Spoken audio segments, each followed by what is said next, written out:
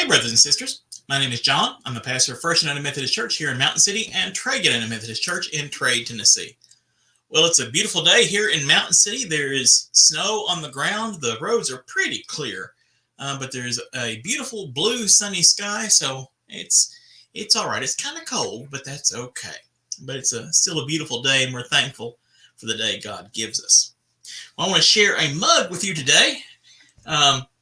If you've ever driven across South Dakota on, I believe it's Interstate 80, you will have seen signs, lots and lots of signs for Wall Drug in Wall, South Dakota, Buffalo Crossing. Wall Drug, I have to admit, I love it. I really do. It is an unabashed and unashamed tourist trap. They have all sorts of wild and wonderful things. Got a couple of restaurants in there. I don't think we've ever eaten at one before, but several restaurants. But it's one big building, but it's been subdivided into lots of different areas and spaces. Like there's a main quarter that looks like a western town, and it's got a drugstore. That's how it got started back in the 20s or 30s. Forgot which. And they've got gift shops, they've got attractions, they've got museums of curiosities. It's just amazingly, I hate to say amazingly tacky, but yeah, that kind of is the vibe. They've got a giant jackalope that you can get up on, a statue that you can get up on and get your picture. They advertise free ice water, and you can get free water there, and nickel coffee. Don't think it'll be very good, but it's a nickel. And the free ice water is obviously a drinking fountain. I think you can get a little paper cups, as I remember correctly.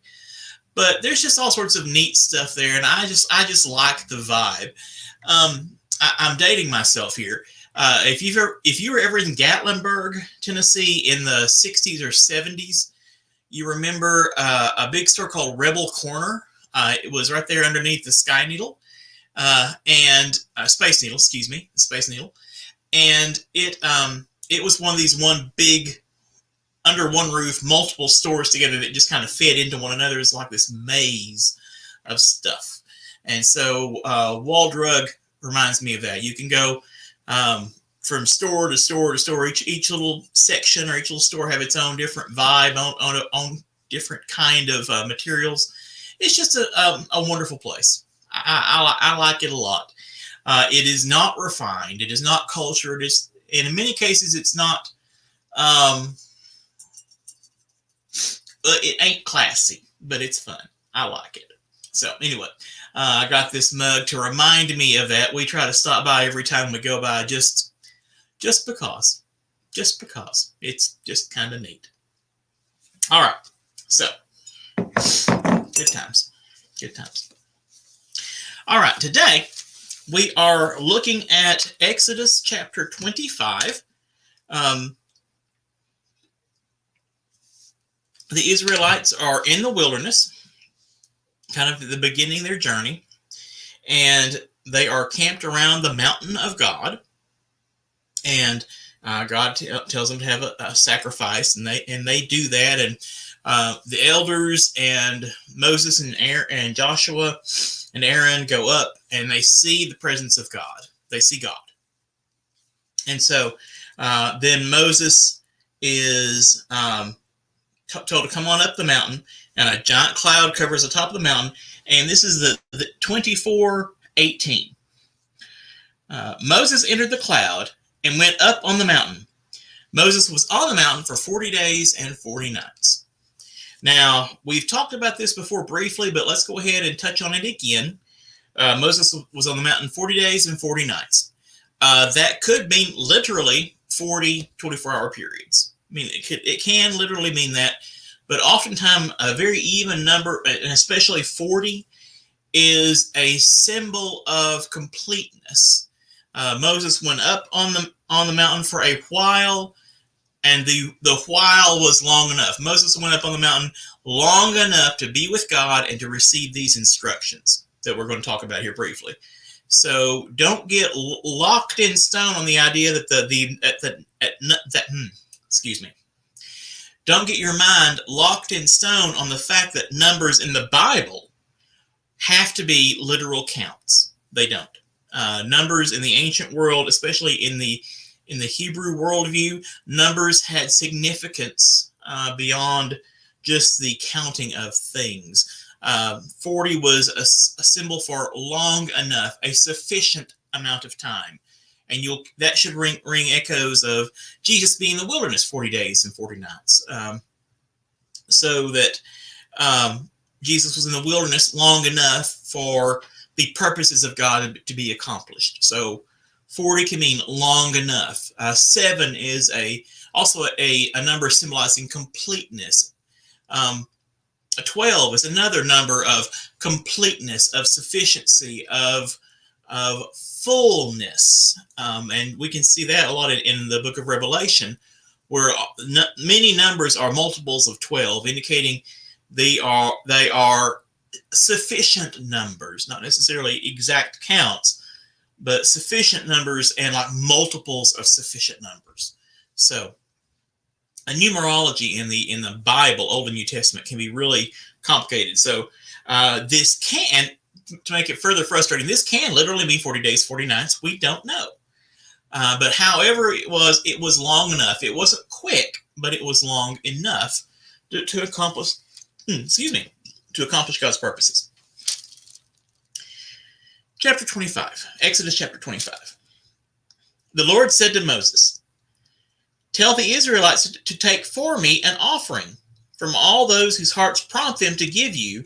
You shall receive the offering for me. This offering that you shall receive from them." Verse 3, 25:3. "This is the offering that you shall receive from them: gold, silver, and bronze, blue, purple, and crimson yarns and fine linen, goat's hair, tanned ram skin, fine leather, acacia wood, oil for the lamps, spices for the anointing oil and for the fragrant incense, onyx stones and gems to be set in the ephod and the breastpiece, and have them make me a sanctuary, so that I may dwell among them, in accordance with all that I show you concerning the pattern of the tabernacle and of all its furniture, so you shall make it." Now, I don't know if I'm not completely convinced that this is exactly recorded how God said it to Moses. Remember, this is written down many centuries after the fact. It was oral tradition, sacred oral tradition before then. So I have to imagine, and when God is telling Moses this for the first time, he's being a little more simplistic. He's having to explain it to Moses because Moses has no idea what God is talking about. So he's like, "You want me to make a tent, and it's going to have furniture in it?" So I'm sure that God was breaking it down to Moses's understanding. This is written. My impression is that this was written much later, after all of these things were made in accordance with God's instructions that He gives here, so that when God is describing the ephod, I'm sure He didn't use that term at first. You're going to build me a thing. We're going to call it the ephod, and this is how you're going to build it.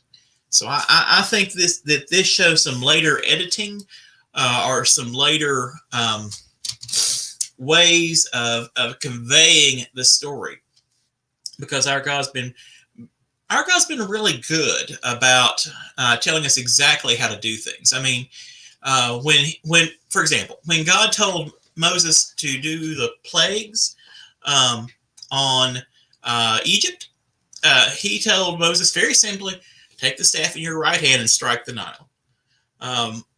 He gave very explicit instructions so that we could follow them correctly. And here's where I'm going with this. In that God gives us instructions so that we may succeed. Our God is not setting us up for failure. Our God is always setting us up for success. Our God doesn't do trick questions. Our God doesn't try to trip us up. Our God wants us to succeed and gives us the tools and the things that we need to succeed. When God gave the people instructions on how to be the people of God, God always gave them, well, just that. He gave them the instructions, he gave them the tools so that they were able to do what God had said for them to do. Now, a brief side note here. Ultimately, the law of Moses that we're getting into, this way of living, this old covenant, is ultimately to teach us stubborn people that we're not capable of doing this on our own. But God isn't going to give us an impossible task.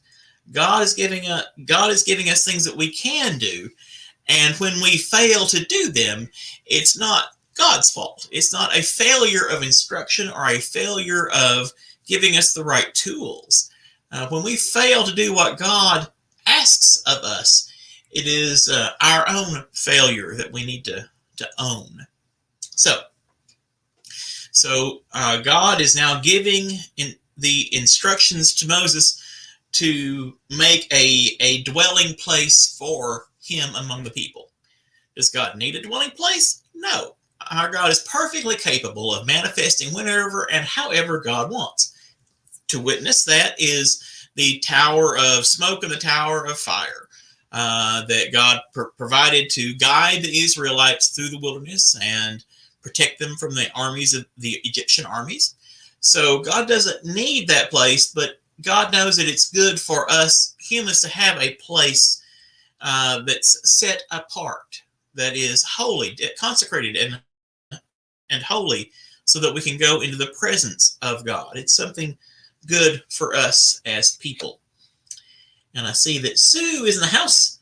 Hello, Sue. I hope you're having a beautiful, beautiful day where you are. It's lovely here in town. So, all right. So here we are, chapter 10.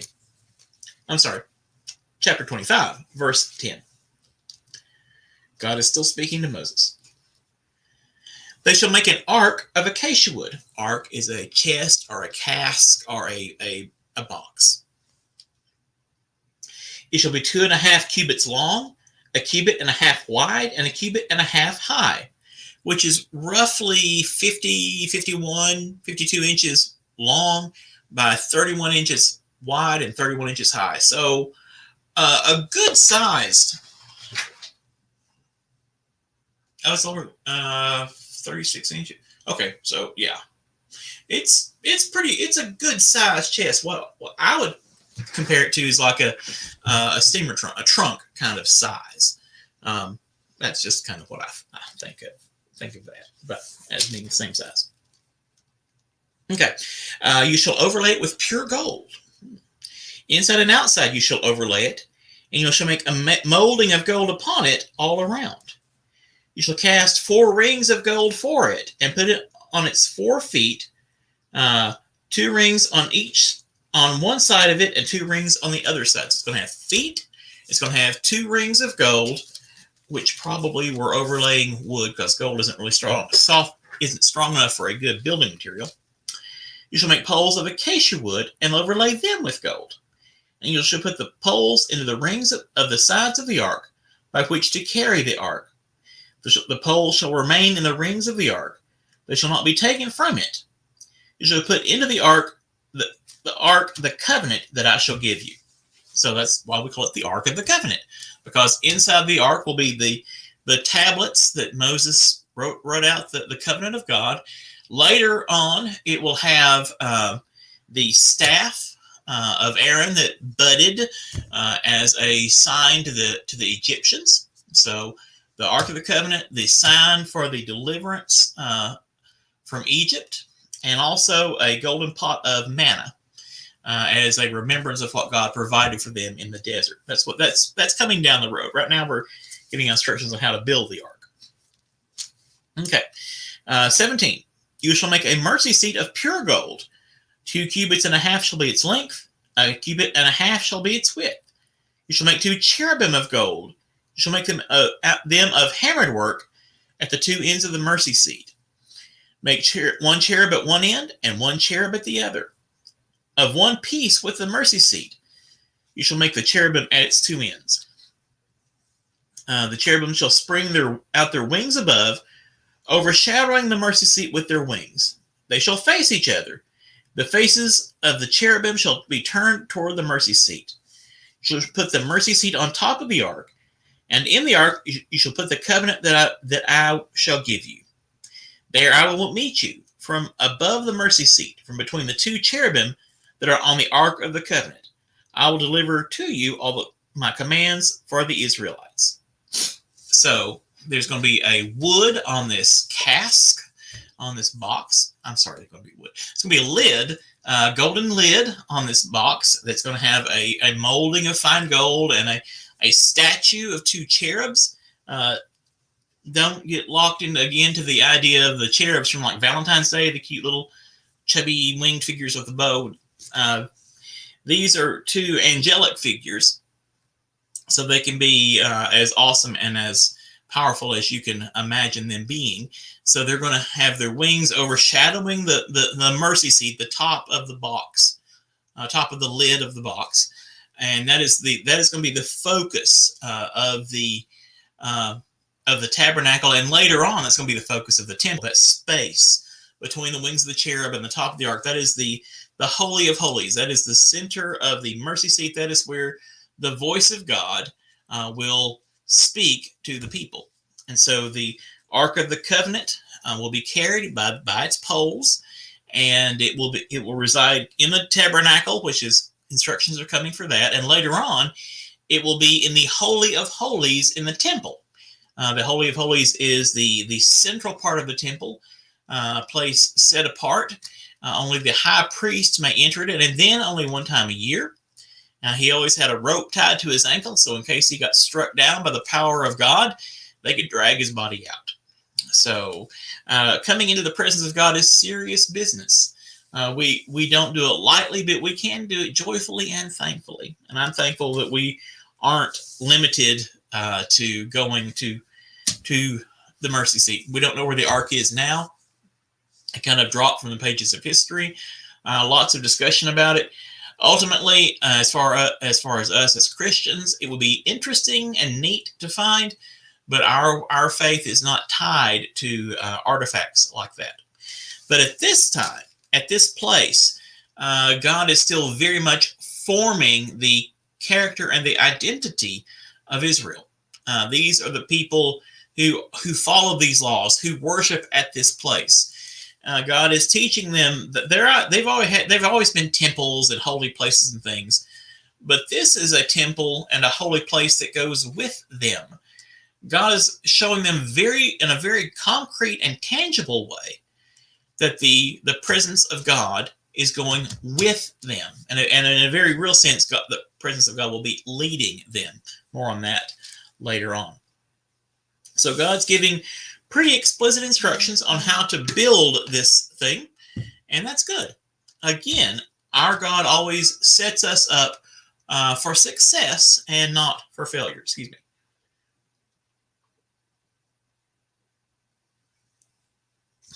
Okay. All right. 25:23. You shall make a table of acacia wood, 2 cubits long, 1 cubit wide, and 1.5 cubits high. You shall overlay it with pure gold, and make a molding of gold around it. You shall make round it a rim a handbreadth wide, and a molding of gold around the rim. You shall make for it 4 rings of gold, and fasten the rings to the 4 corners at its 4 legs. The rings shall hold the poles that you use for the rings that hold the poles used for carrying the table shall be close to the rim. You shall make the poles of acacia wood and overlay them with gold. The table shall be carried with these. You shall make its plates and dishes for incense, and its flagons and bowls with which to pour drink offerings, and you shall make them of pure gold. And you shall set the bread of the presence on the table before me always.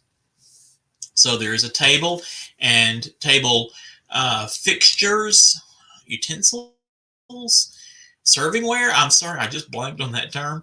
Um, but they shall be of pure gold, and they're going to be for drink offerings and thank offerings and incense, all of these things for the worship of God. And the bread of the presence, a reminder of God's provision, will be on it always. You shall make a lampstand of pure gold. The base and the shaft of the lampstand shall be made of hammered work. Its cups, its calyxes, and its petals shall be of one piece with it. I hope God provided a drawing, because it would be hard to visualize that sometimes. And there shall be 6 branches going out of its sides, 3 branches on the lampstand out of one side of it, and 3 branches of the lampstand out of the other side of it. 3 cups shaped like almond blossoms, each with calyx and petals on one branch, and 3 cups shaped like almond blossoms, each with calyx and petals on the other branch. So for the 6 branches going out of the lampstand. Of the lampstand itself, there shall be 4 cups shaped like almond blossoms, each with its calyxes and petals. There shall be a calyx of one piece with it on the first pair of branches, and a calyx of one piece with it on this next pair of branches. Okay. I was looking at diagrams and drawings of the Ark of the Covenant. I couldn't find a good one to show you guys, or one that I liked. If you saw Indiana Jones, the original Indiana Jones movie, Raiders of the Lost Ark, the Ark that they made they made it according to those instructions. I doubt they used real gold, but they really did make it according to these words. So if you've seen that movie, you've seen what the Ark looks like. The lampstand, as I'm reading this again, I apparently kind of skimmed this the first time, and I should have looked up a picture of that. I'll try to get that for us next time, because I think a calyx is part of an almond blossom, but I'm not sure about that. So I'll look that up, and I'll try to get us a picture of that for next time, because these are very explicit instructions, and I want to make sure that we're understanding them. Okay. You shall make 7 lamps for it, and each lamp shall be set so that it has to give light to the space in front of it. Its snuffers and trays shall be of pure gold. It and all these utensils shall be made from a talent of pure gold. And see that you make them according to the pattern for them, which is being shown you on the mountain. So hopefully God is showing Moses a pattern, or creating an image of what God wants.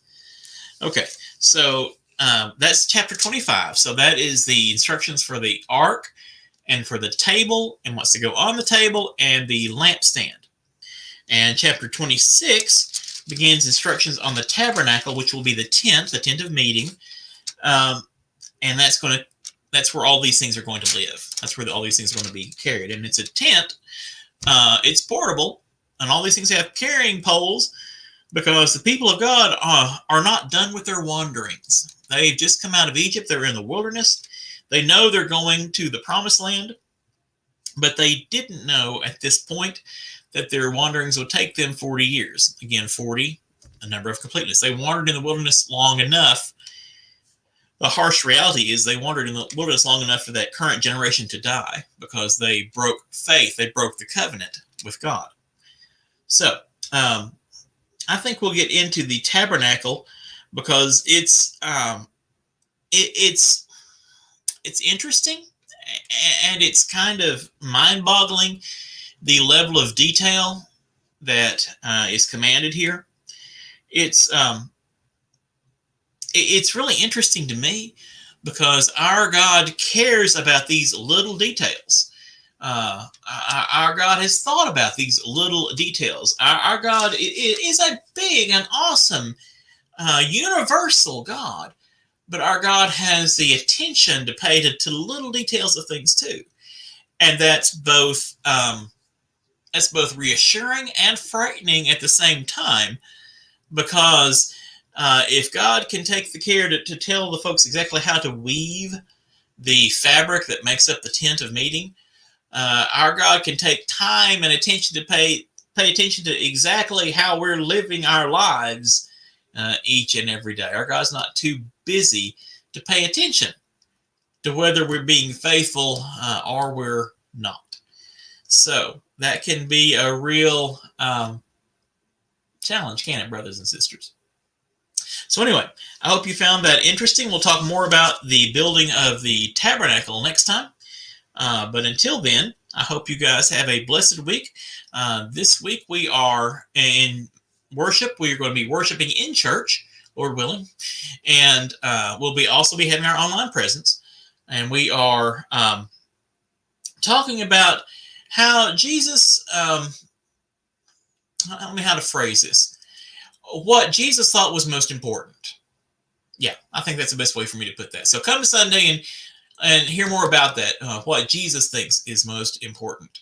So I hope you guys have a blessed week. Stay safe, stay warm, take care of each other, and we will see you on the next Bible study. God bless.